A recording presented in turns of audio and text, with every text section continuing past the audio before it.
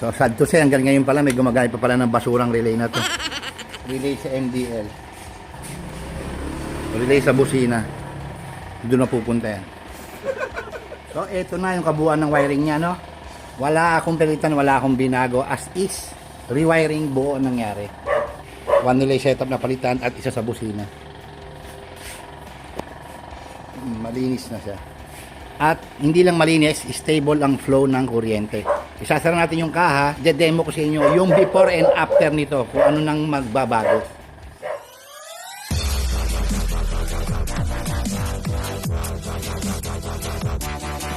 So si sir nagpunta rito from Angeles na para magpa-rewire nito. Nakakairita nga naman yung gantong klaseng pailaw.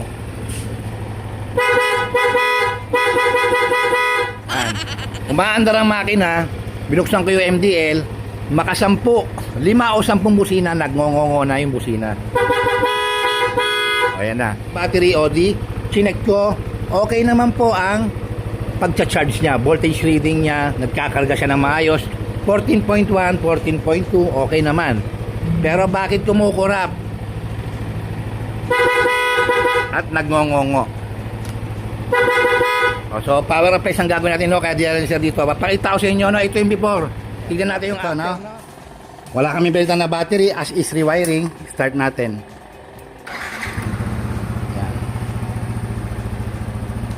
Yan yung high, yan yung low, yan yung kanina niya, no? Busina. Sir, nakita mo kumurap? Tingnan mo, ha? Nakita mo yung kanina, pumipikit, di ba? Tapos base ay sir, anong nangyari sa busina, sir? Lumakas. Lumakas eh. Ay yung stock. Tingnan mo. Lumakas, yung stock niya kanina wala na, tutunog. Akala nga sira. Pero ayan, tumunog. Ito yung loud horn. Bigyan ko siya ng switch na ganito. Ito nilibre ko na lang, naiwan ng mga customer eh. May hazard na. Ayan. Busina, malakas. Passing niya, nandyan na rin. Oh. Binuhay natin yung pang-apat na wire. Sumabay na rin yung headlight. Meron na din. Ayan yun mga kabekis. No? Kung ayaw nyo pang maniwala sa one relay power up setup. Yung kanina niya, okay na, ang dami na nga ng relay. Bakit pumura pa din? Sabi nila, dapat daw may relay kasi para daw stable. Para talagang ewo ko anong parang-parang nila. Okay talaga may relay. Pero sobra.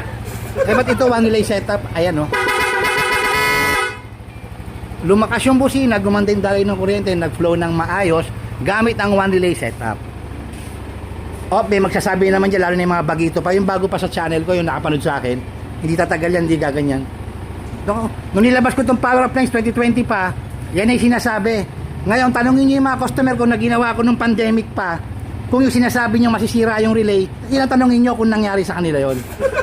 Sundan nyo yung Power Up Lines method ko. Nandun po sa YouTube channel ko yung lahat ng tutorial. Search nyo Becky Works Kabekis. Matututo kayo doon. Marami na rin pong gumaya doon.